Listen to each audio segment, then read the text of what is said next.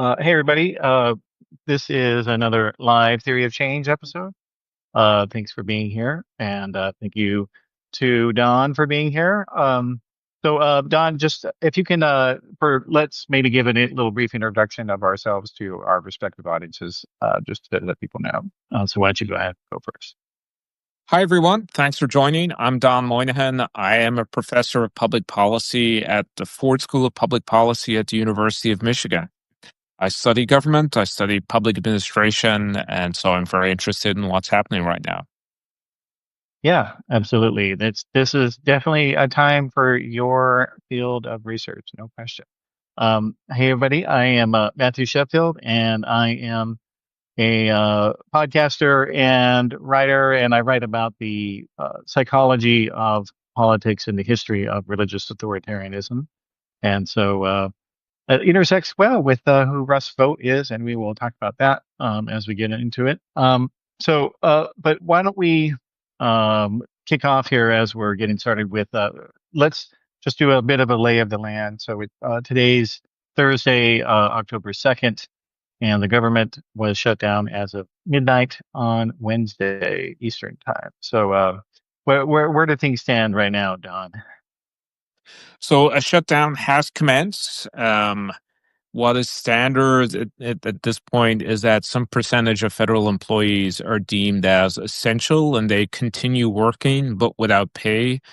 Some federal employees are deemed non-essential and they are basically told to go home, do not open their computer, do not perform any tasks until the shutdown is resolved. Yes, that's right. And are they being paid during this shutdown or no? They are not being paid. And typically, we assume that federal employees will get back pay after the shutdown ends. So Congress will usually pass some sort of legislation to ensure that they do not lose out financially as a result of it being unable to pass appropriations bills on time. But currently, if you're a federal employee, you're not getting paid. Yeah, that's right. And during or leading up to the shutdown, and as it's been continuing, the Trump regime has been saying that they're going to use the shutdown as an opportunity to engage in massive layoffs, as a threat to kind of attempt to force Democrats to reopen the government at their with the Republican demands. And it looks like, at least as of now, that the Senate Democrats, and this is the Senate Democrats who we're talking about here because the House already passed the continuing resolution. The Democrats have said that they believe that Trump was going to do these layoffs anyway. And, that's a very good surmise, I would say. Yeah, and this is where we start to move from what is typical with shutdowns to what is now, I think, pretty unprecedented. So we don't have any previous shutdown where one of the negotiation tactics on the part of the president was to say, if you don't go along with me, I'm going to fire a bunch of employees. Like that is completely new. And from a legal perspective, there is nothing happening with the shutdown that requires Russ Vought or Trump to fire employees or reduce services in that way. Right? There's no legal mandate. And I think this is an important point because there's going to be a lot of disagreement about this in the coming days. You heard Trump, I think yesterday, saying if there's a shutdown, there has to be layoffs. Not true. The layoffs are a choice. They are not required by law, and we certainly don't see them in precedent. And so this moves the ball much further away from what we've seen in the past. Senate Democrats are the only actors here with a real opportunity to negotiate because they are the only ones who can filibuster a continuing resolution at this point. And they've chosen to make healthcare subsidies the thing that they're going to argue over. Whether that's a good strategy or not, we'll find out. But that as of a week ago, the dynamics were basically you have Senate Democrats saying extend healthcare subsidies. They're very popular. You cut them during the summer, and Republicans saying no. And now we have Democrats saying the same thing and Republicans saying not just no, but the longer this goes on, the more we're going to fire public employees. And increasingly, the more we're going to cut money going to blue states. So this is another thing that is new. Vote is also impounding spending going to blue states, billions of dollars in infrastructure to New York City, billions of dollars in environmental spending going to 8 blue states. And so this sort of aggressive one-upmanship is really a break from the past. It is, yeah. And one of the other aspects of in which they're doing that is that they are forcing, or I guess they're not forcing yet, but they are advising employees and administration officials to put up anti-democratic messages on their websites or in their out-of-office replies. And that is unprecedented. And it is using the machinery of government to, for explicitly partisan ends. And, everybody often talks about the Hatch Act, quote unquote. But that's, it's obviously dead. But, to be in all honesty, it was never really enforced the way that it should have been. And this is one of the results of it, I would say. I think it can be selectively enforced. I mean, there was a period not so long ago where it was sort of enforced. But imagine if you were a federal employee and you posted on the government website that Trump was to blame for the shutdown. You would probably be investigated for Hatch Act violations. You'd probably be fired first and then maybe investigated for that. Or imagine that your emails contained anti-Trump messaging. And that was deemed to be a violation of the norm and legal expectation that federal employees don't use resources for campaign purposes. You could expect to be investigated. And so partly it feels like the Hatch Act is like a sort of dead letter, not because the law has been repealed, but the Office of Special Counsel is just not going to implement it any longer. We saw numerous violations in the first Trump administration. And it became clear that Trump political appointees could basically do whatever they wanted. But if I was a federal employee, I would still be very worried that saying anything negative about Trump would get me fired. And we know, for example, before the election, tens of thousands of federal employees had FOIA requests for their emails from a heritage-funded set of actors. So the Heritage Foundation wanted to go through these emails, wanted to see if someone had said something negative about Trump, and then I think convey that information to the administration to help fire these employees. What we're seeing now is sort of a step beyond that, which is where if you go to government websites, there's explicit language blaming Democrats, so it's very partisan. These government websites are public resources. You also have the administration telling employees in your communication with the public, please use this language that blames the Democrats. And so it feels a lot like coerced speech.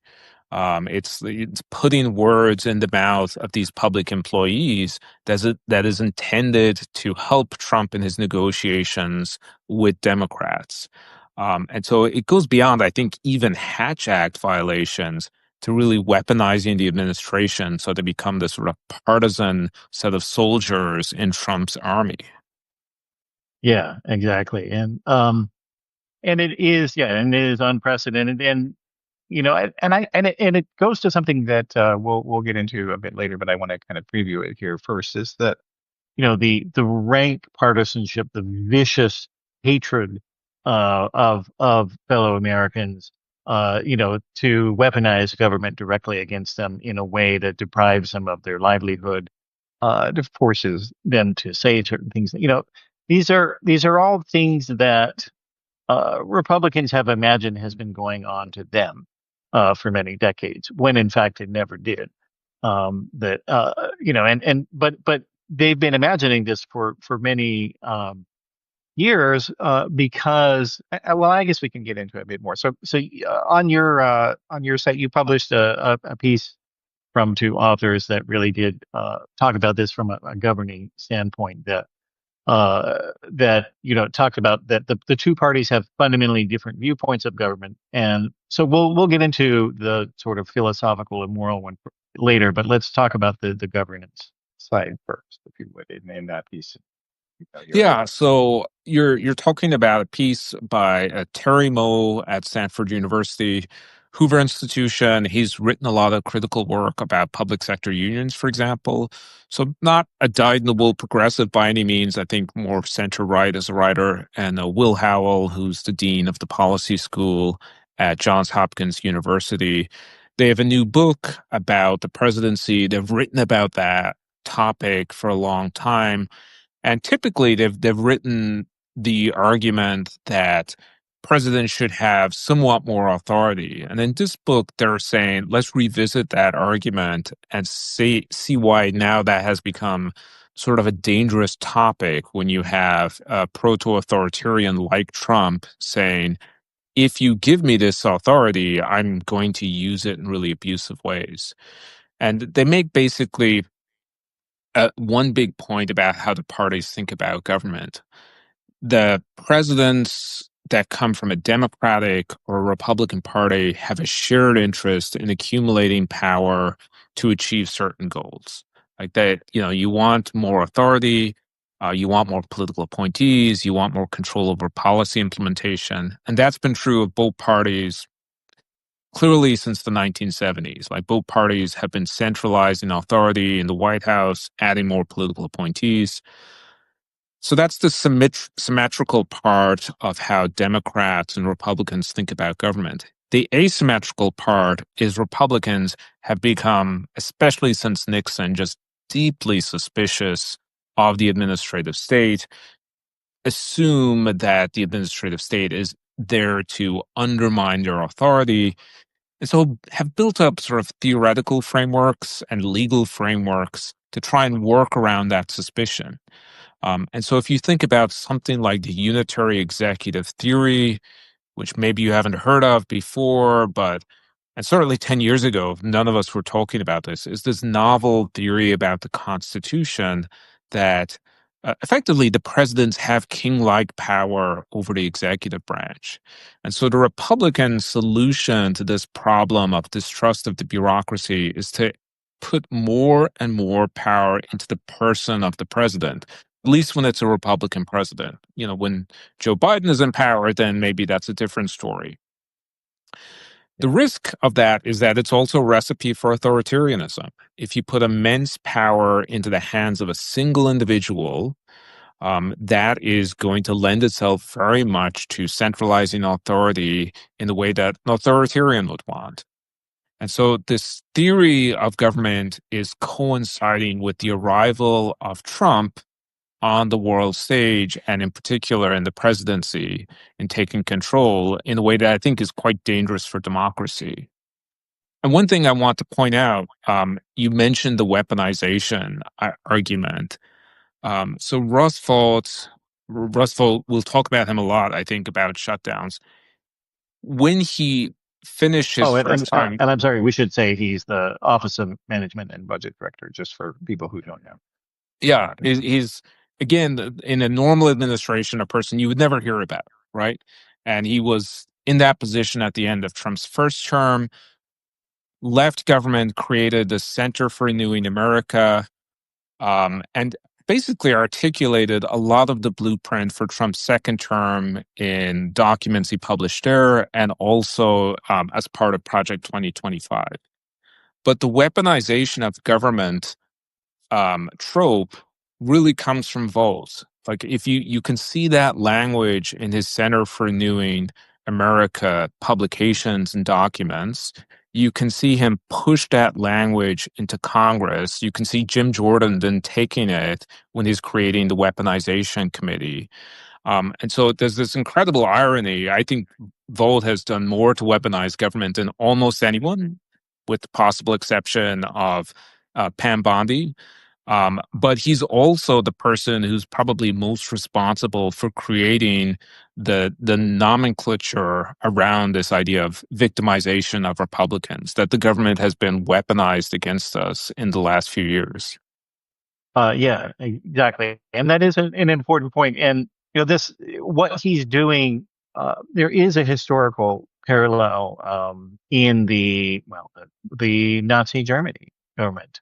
that they had this concept that they called Gleichschaltung, which was for them. It was that they needed to take control of the administrative state, and so they were going to fire as many people as they could fire, and they were going to seize control of the bureaucracy and use it to their ends. And this was a systematic uh, approach that they followed, and I think that's it's a critical thing to know that historical parallel, because again, like, and this is why I wanted to do this space with you, because you understand this institutional history and the power politics of administration in a way that I think most American center left people really don't pay attention to the politics of governance and what it means. And Russ Vought is the person really since the beginning of the administrative state to he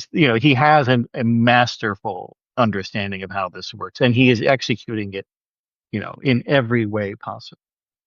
Yeah, this is an important point. I think right after Trump was elected, you had a lot of voices saying, well, they were elected before. How bad could it be? They're pretty incompetent. They're not going to get stuff done.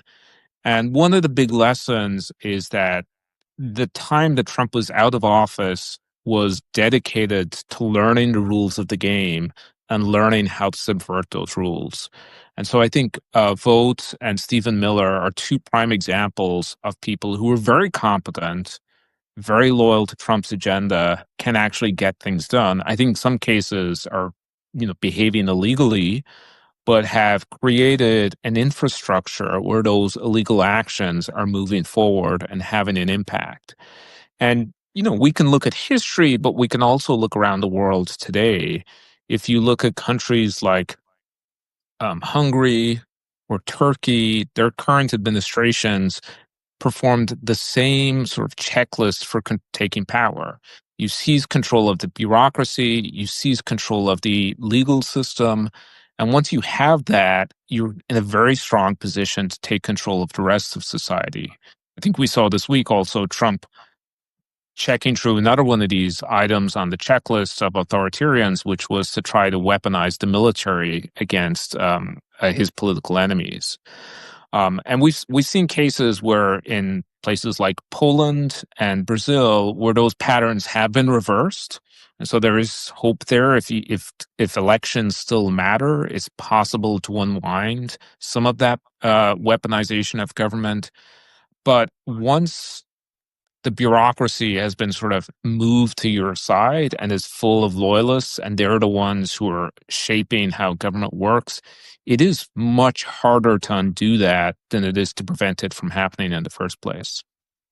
It is, and one of the points that was in the piece that you published also was that this idea of that sustaining a governing path is much easier than changing it, and I would expand on what they were saying in the this is also the fundamental difference between the Republican and Democratic parties, is that the Democratic Party is functionally a conservative party in terms of how it understands the politics of governance and the way in which it explains itself to the public.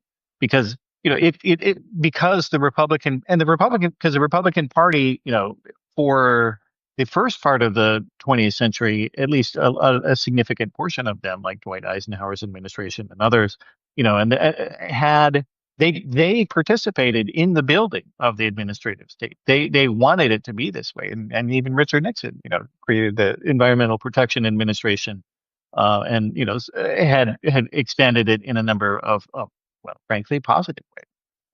And so this was a joint bipartisan project, and the Democrats in there they lost the message of what was happening in the Republican Party, that it was being taken over by a reactionary faction that wasn't just wanting a slower expansion of government or a non-expansion of government, but was actively seeking to destroy government because it saw it as some sort of parasitic entity that was harmful to the economy and also to the morality. And I'll get into that after you talk about just this dynamic here.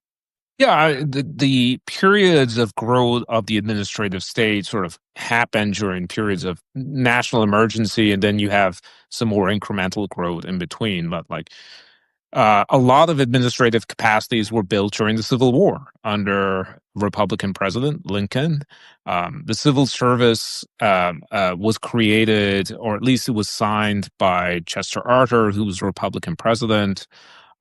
Certainly, the post-World War II period saw an expansion of the administrative state where things like America's investments in science and sort of building up the scientific infrastructure that was, I think, part of the backbone of the actual greatness of America during that time And was the very interstate. much led. Yeah.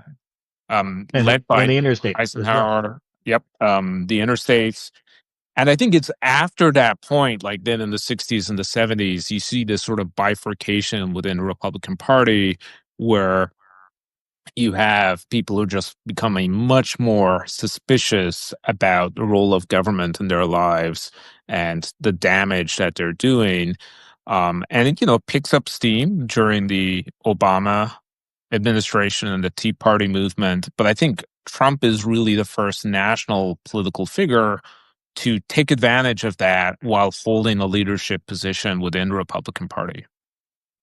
He is, and his key ally, who we've been discussing already, is Russell Vought. And the thing about Vought, and the New York Times did a profile of him, which I will put in our show notes after we're done when we publish this. That is definitely essential reading. They did, however, downplay one the most important aspect of Russell Vought, which is that Russell Vought is a religious extremist. Russell Vought literally has said in public that that America has a duty to obey God, quote unquote. Is literally what he believes. So he is trying to impose a religious fanatic vision, that cannot be emphasized enough about when people, there are people like Ezra Klein and other, more center left people that have recently been saying, well, we share a country with these people. We have to be in dialogue with them. Well, you know, Russell Vought believes that you are satanic if you don't agree with him. You are a literal servant of Satan in the mind of Russell Vought.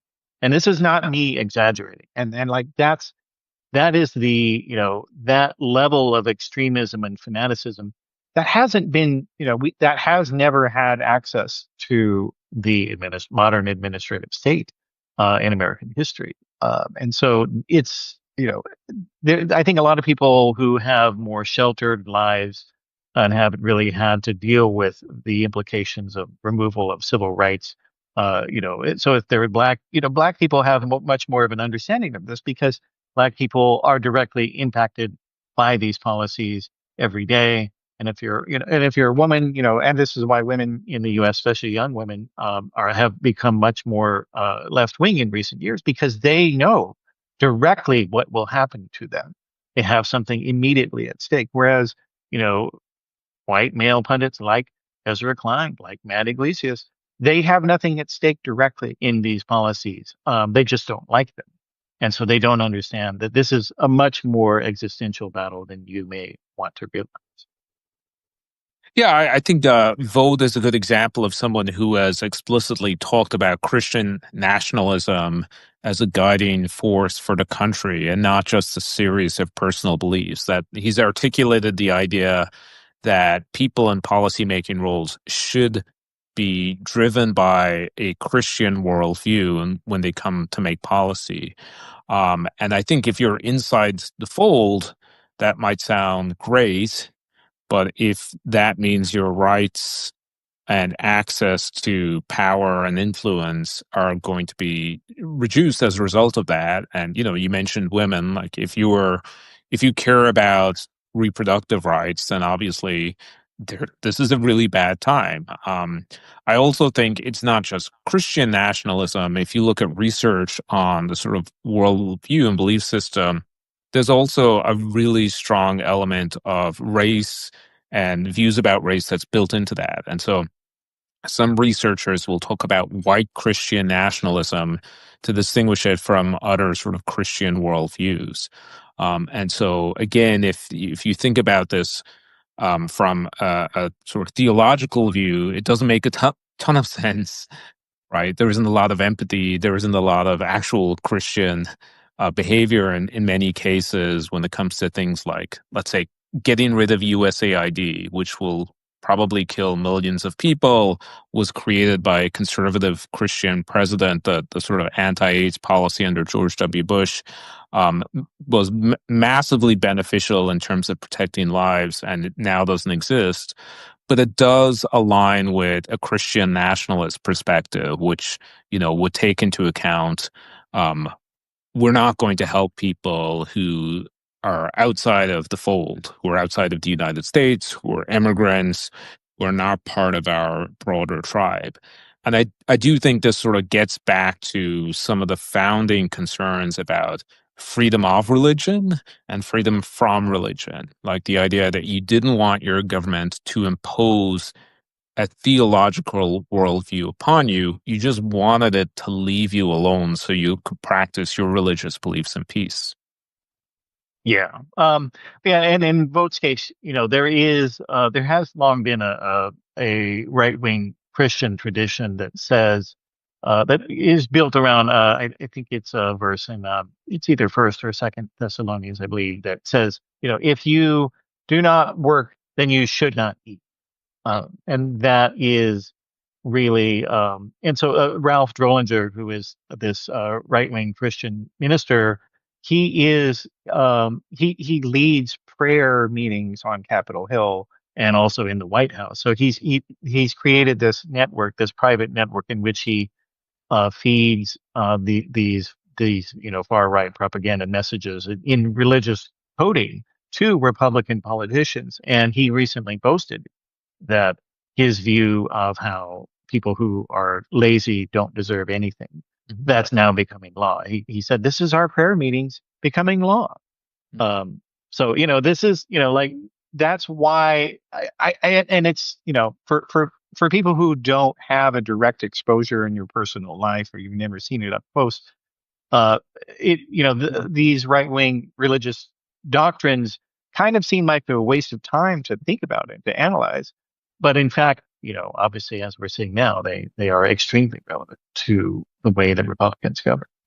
Yeah, and like as someone who's sort of raised Catholic and was an altar boy in church on Sundays, like it's very interesting to see the tensions between the Pope, for example, either the current Pope or the previous Pope, and American political leaders, where the Pope Leo and Pope Francis before him have basically articulated a social justice inflected view of Catholic teaching, which involves empathy, which involves, protecting the most vulnerable. And then they sort of clash very much and are subject to criticism by the worldview of many Catholics in the US, as well as the broader evangelical movement. And so it does reflect a tension there where the idea that, let's pick adding work requirements to Medicaid, right? The idea that you shouldn't get access to health insurance in the country where, paying for healthcare is the most ruinously expensive thing you could possibly encounter. That is conditional on you being able to document that you worked 20 hours a week does not feel Christian for many people. But if you have a theological worldview that says, actually, no, this is just and this is fine and this is fair and it's rooted in the Bible, that might make it a lot more palatable. I do think, like, again, let's stick with the example of work requirements for Medicaid. We have a lot of research about the effects of these requirements now, and they're pretty straightforward. If you add a bunch of bureaucracy into these administrative processes and ask people to, log on and upload a PDF of their work in the last week, a lot of people just struggle with that. And the people who struggle the most with that are people in poor health. Like people in poor physical or mental health perform really poorly on these administrative tasks. And so you're going to make it harder for those people to actually get access to healthcare because of all of these new administrative burdens that you're imposing upon them. Most of the people who will lose access to health insurance because of work requirements will be working. They're not failing because they're lazy or because they're sitting on the couch playing video games all day. They're failing because of the administrative barriers that are being placed in front of them. And again, from sort of like, historical irony perspective, if you're a Republican who hated red tape, you're also weaponizing red tape and imposing it on millions of Americans in an unprecedented way. Yeah, that is a very important point. Because yeah, that but what we see, I think, is that they want no red tape for businesses, but they want lots of red tape for citizens. Because, and again, this goes back to their idea of, within um, the history of humanity, there's this larger through line of what I call the sort of authoritarian epistemology. And essentially how and it's evidence in every, historical tradition and region of the world in different ways. But, in the West, it manifested through this idea of the great chain of being, and which they based on Aristotle, and that was developed within Catholic theology, and then later developed within various Protestant theologies, which is that you were born into a certain state in this world, and you have to accept your fate. This is who you will always be, and you can never improve it. You can never improve your station, or maybe some people who are geniuses and amazing, wonderful people like Elon Musk, as he wants people to believe, the billionaires, the what few of them that actually, didn't inherit their wealth, they are the only exceptions to this rule. Everyone else must accept how you were born, because that's who you are, and to try to improve the situation for the public, that's actually destabilizing and will destroy the world, because it violates the natural order of things. And that's also why women should not have rights. That's also why we shouldn't have same-sex marriage. That's also why transgender rights should not exist. Transgender people are fake. They don't exist. It's a lie in this worldview. So it all comes down to that. And you can see it once you have that understanding. Everything that they do makes sense. Whereas before, I think if you don't have that understanding, it kind of seems random what they're doing. Yeah, I mean, this is so interesting because like these are parts of the world that I don't fully understand myself, but it does help me understand. And so, I'm a social scientist. If I bring to you a bunch of studies that says actually giving people access to healthcare or giving people access to food stamps, we can show you without a doubt that that makes people more prosperous. It makes people healthier. It makes them more likely to live a better life. Like that these benefits have an empirical effect on, being good citizens, being economically productive, being more peaceful. For example, people, when they get access to SNAP, are less likely to engage in criminal behavior downstream, right? So I can show you all of those empirical studies, but if that contradicts your religious worldview, that somehow, giving people food stamps is upending the natural social order of things, there isn't going to be enough research in the world that's going to change your mind. Yeah, it won't. It won't. And so that's why they're doing these things. That's why Russell Vought has been so fanatical in trying to break down, the bureaucracy and destroy the Department of Education. And it's also that they see, and so recently Elon Musk, had said he's going to start his own Wikipedia alternative. He's going to call it Grokkipedia, if I remember it, or some other stupidly named thing. Because Stephen Colbert, in his Comedy Central days, he actually coined the perfect phrase to describe what we're talking about. This epistemology. He said that things are true, when he was doing his right wing character. Things are true my beliefs are true because I believe them. And that really is the animating proposal, behind what they're doing. And so, like, to go back to what you were saying, that all people are going to be harmed by these, by the healthcare removal of the subsidies that the Trump administration and congressional Republicans passed just recently. The people who will be harmed probably most directly by this will be Trump voters. And we keep seeing that over and over with Trump policies is that the people in many cases who suffered the most or the first are his own voters. And we're seeing that with the tariffs and the, soybean farmers. U.S. soybean production was, overwhelmingly reliant on Chinese buying. And since Trump did his tariffs, they haven't bought anything. And it has absolutely decimated the soybean market in the U.S. And this is just going to happen over and over and over, and it keeps happening. Tourism to various states has just dropped off a cliff from Mexico and Canada, and the Trump voters. But the thing is, this goes back to what I was saying about the problem that Democrats have had is that they haven't understood. You have to explain to people why things happen and how things work. You can't just assume that they will understand and then they will like it or that they will be upset about something bad. You have to give them a narrative because people have other things to do. They're not political professionals. They're not political scientists. They're not politicians. They're not policy analysts. You know, there are a variety of other things, whatever it is that they do. And politics for most people is not a hobby. That's, that's the thing that Democrats have failed to understand. And so they built, originally in cooperation with sane Republicans, they built this, great achievement of the administrative state, which is remarkably efficient at sending money to people compared to many other states around the world.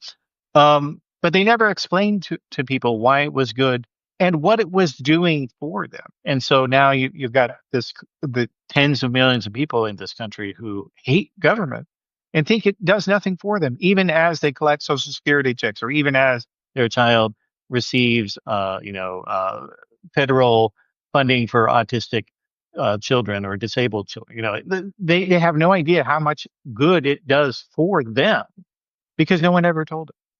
Yeah, I think that's a crucial democratic question. It's what political scientists would think about as a policy feedback question. Do people see the consequences of these policies, and then do they change their mind when they go to the voting booth the next time? And like the classic example of this from the Tea Party era was the protester, holding the sign saying "Keep your government hands off my Medicare," Yeah. where there was just this dissonance between I really enjoy and value this government program to the point where I'm willing to go out and protest about it, but I don't see it as government. And there's a brilliant political scientist, Suzanne Mettler, who sort of characterized this as the submerged state. So partly the administrative state has been the victim of its own success, and partly because it's accommodated traditional conservative views, which is that we want to hide as much of the state as possible. So people, for example, when they get private health insurance, typically don't think about that as a government subsidized program. But it absolutely is, right? Your employer gets tax subsidies to give you health insurance. The government puts a ton of money into those programs. And so we miss this relationship between what the state does for us and how we think about the state. And you're absolutely right. If you look at the distribution of food stamps, those are going to be mostly, not exclusively by any means, but many, many Trump supporting counties are going to be affected by this. The question is whether voters will connect that loss of benefits with Trump. And, we've seen these extreme examples where a husband sees his immigrant wife deported and as a result of Trump policies, and will say, I don't think this is what President Trump wanted. I don't regret voting for him. Like this really extreme sort of example of dissonance. But then you have to go to your question which is how do you make these folks understand when, they have other lives, they're not, reading the New York Times every day. How do you communicate to them what's at stake and the ways in which they are materially being hurt, without also talking down to them or condescending to them? And I think that's also a challenge that progressives have been struggling with, where, maybe I'm not the ideal spokesperson to go and communicate to a community because I work at a fancy college, but there have to be other ways that you can speak and engage in an authentic way about the government that your tax dollars are going for and what it is that it does for you and why destroying it is actually not in your interests.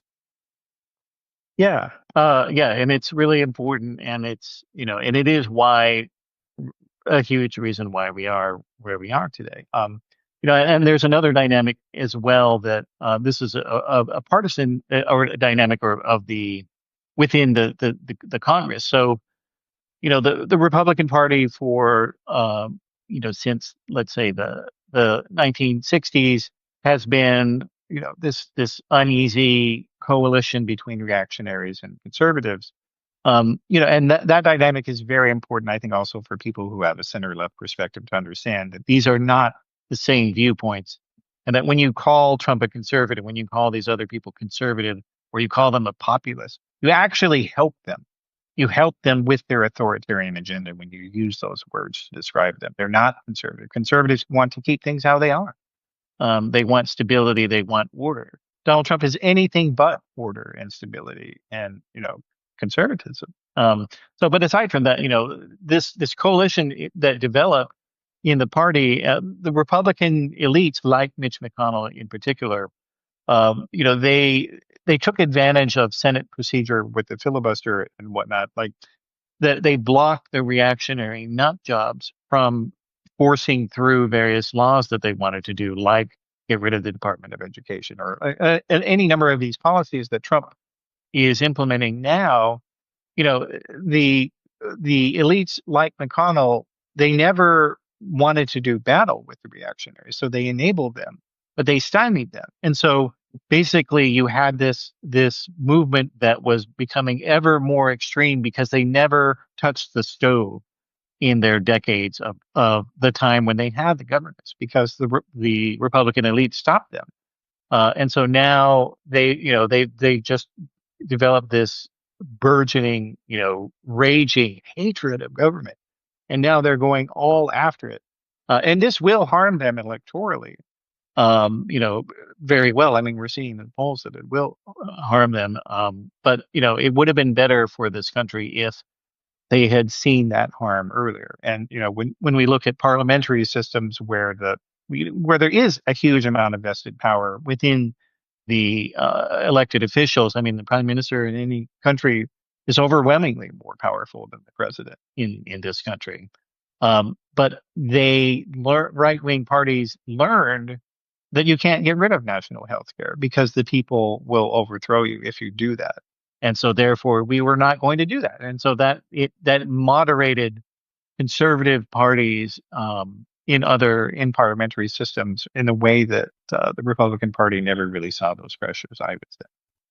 Yeah, and I think like another good comparison with parliamentary systems is that if politicians cannot pass a budget, the government fails, and then they have to go for re-election. Like, so they are the ones who actually get punished if they can't get their shit together to pass a budget on time. In America, the people who get punished are the federal employees who don't get paid for a while or now potentially get fired. Meanwhile, Congress sort of stays as it is. There's no real direct penalty until the next election. And so that is like one institutional difference that I think makes parliamentary systems more moderate in general. They realize, and we saw this when the UK system was cycling through prime ministers. Once you got very radical, government started to collapse very quickly in a way that's not happening in our presidential system. And so the self-interest of the politician aligned more with being a moderate. Whereas I think, you point to McConnell as being a great example of someone who's on the one hand an institutionalist in many respects and instinctively doesn't want to tear things down, but on the other hand, never had the courage to actually go against the radicals in his own party. And even after January 6th, when I think the conventional wisdom was that Trump as a political force was done, there is like an oral history of McConnell saying, well, if, if we vote to get rid of him now, he will not be able to come back. He will be basically barred from running again. But he didn't pull the trigger on that. Like, he ultimately decided it's too damaging for me to vote against the president of my own party, even though he understood 100% how big of a threat Trump was. He decided it was someone else's problem. And part of the problem we have now is that someone like Vought is as knowledgeable about how government works as Mitch McConnell was, but is using that knowledge to undermine the administrative state rather than to make it function. Yeah, absolutely. And now let's go over to the Democratic side of things. So, as you noted at the top of the recording, the Democrats have made healthcare subsidies their centerpiece demand, which I think is they should have made more demands than just healthcare. Um, but this is what they've done. So and it's a good issue. People, it will immediately, if they don't get what they want, healthcare costs are going to skyrocket for everyone, including people who are not on a healthcare exchange funded by the government, because these markets are all interconnected. But anyway, that nonetheless they've gone for it, and it's. I think this is something that kind of seems to have been forced on Chuck Schumer, the Senate Minority Leader, because the Pew Research Center recently came out with a poll that showed that he's more disliked by Democratic voters than he is liked, and this is the first time I can think of that this has ever happened for a Democrat. And Democratic voters are they have been desperate for a party leader that would confront Trump after all of the horrible things that he's done. I mean, there's so many layers of power that Mitch McConnell seized when he was the Senate Minority Leader, like stopping up various businesses with unanimous consent, things, and like all of these nominations that Trump has pushed through. Democrats could actually have done many things to block them, but they didn't. And so now, finally, at long last, the party is finally trying to challenge Trump. So that's a good thing, but we'll see if they can maintain their resolve. I mean, I think that's the thing why Trump and Vought are saying they're going to start firing a lot of people. Yeah, so the big question is, what is the end game for Democrats? I think you're right. Schumer is currently in a position where everyone wants him to do something, but what that something is not clear. And he's also in a position where he's trying to maintain his coalition and potentially his job. The idea of continuing to pass another continuing resolution while you have troops invading cities, while you have like really radical action coming from the White House, such as, again, the messaging to the military, that seems inadequate. On the other hand, it's not clear how you stop that through a budget negotiation process. And you can absolutely see the path that Schumer would have taken. Someone would have shown him some polls saying ACA subsidies are very popular. This is an issue to take a fight on. It's a specific ask. And it was one of the things that I think was also sort of missed when the big, beautiful bill was passed this summer. Like, there was so much in that bill that the public didn't really understand most of what was passed. And so you're adding salience to this one topic so that even if you lose next year when people's health insurance costs double and millions of Americans lose health insurance, you can say, we at least fought for you on this. But again, it's not clear what the end game is here. Like, when do you decide to fold? And I think for now, Republicans are feeling very comfortable. They can just raise these continuing resolutions and Democrats will have to vote against them. I do think Republicans are overplaying their hand with the threats of firing employees and with Vought now impounding funds going to blue states. To me, that feels like you've made yourself the villain in a way that you don't have to. It changes the message from, well, Democrats could just reopen government to, we're going to use this shutdown to inflict a lot of partisan pain. And so I actually think Vaught's political instincts are bad here. And it's a mistake for Trump to decide to go along with him, as Trump has. He wasn't messaging this a few days ago. The last couple of days, he's gone all in on the Vought messaging. And so I think that gives Democrats a little bit of rhetorical leverage. But after 20 or 30 days of this, and I think the last shutdown was something like 35 days, there's going to be a real desire to get back to the table.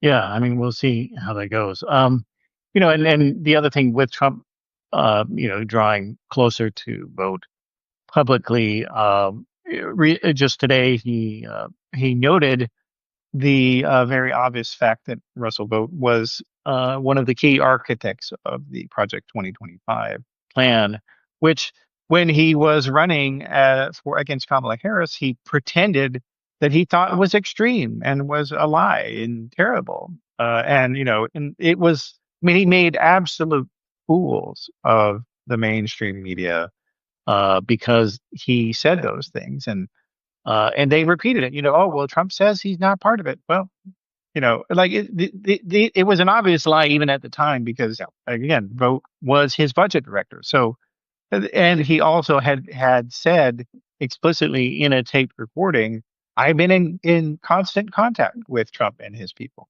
and he's going to do whatever I say. So the media completely failed the public.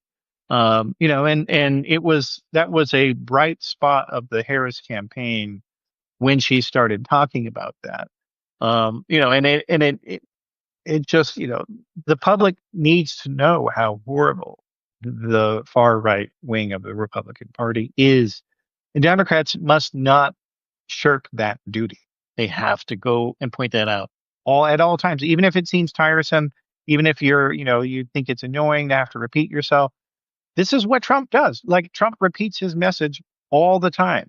And this is how politics is. And if you don't like that, well, then you should get out of politics. Yeah, I think if I don't think Trump ever read Project 2025. Um, but the idea that he was disconnected from it was on its face, obviously untrue. And I think it reflects one tendency of media coverage, which is to put Trump says as a headline.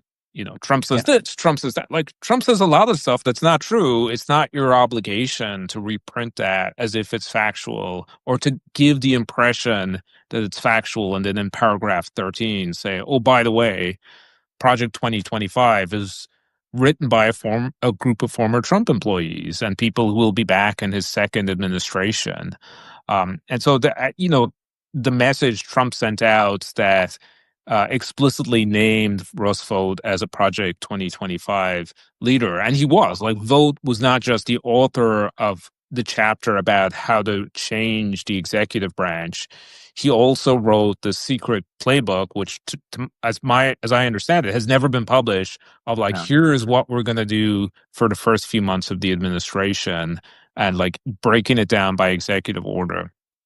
But now Trump is sort of embracing that idea. Oh, by the way, this is the Project 2025 guy that everyone warned you about. I mean, hopefully there's a little bit of a lesson there to be taken from people covering government about communicating like what's actually happening as opposed to Trump's version of what's happening. Yeah, absolutely. And, it's that this kind of failure to do that correctly in the media, it goes back to that larger, kind of failure liberalism. I would say that, within politics, this idea, liberalism unable to advocate for itself, and when even in the face of a political movement that is actively anti-modern, like is literally attacking modernity, if you don't stand up for it, then who's going to? You have to do it. You have to, and you have to do the hard. You have to read, the public administration stuff. You have to read the philosophy. These are not things. I guess seems like that were very common in a lot of center left political and media professionals for a long time. Yeah, I think there should be a realization that the playbook of we'll do some polls, we'll figure out what's popular, and then we'll run a bunch of TV ads has not been a sustainable way to build a movement over time. And I'm not, political consultant. I don't do communications, but it feels actively inadequate at this point. If you're a progressive voter and you're getting another text message, my guess is like half the time this just makes you more embittered towards the party that most closely represents your values. And so I think that the communication part and the engagement part has to look different from what it's done before. And one thing Trump has done is he has represented a set of views that didn't have a big platform inside a major political party. He's given voice to those views. He's also changed those views along the way. Like he's used his voice to change the beliefs of people. And you don't really see modern progressive leaders being able to pull off that combination. Or even trying to. Yeah. So, all right. Well, let's maybe end with, all of this chaos is happening, and I think maybe people might wonder if there are things that they can do to kind of help the situation, if at all possible. What do you think? I mean, the traditional route, it still matters, it still makes a difference. But call your congressman. A lot of folks are not going to be in DC for the next few weeks. So, go to their town hall meetings if they're still offering those, go contact their staff.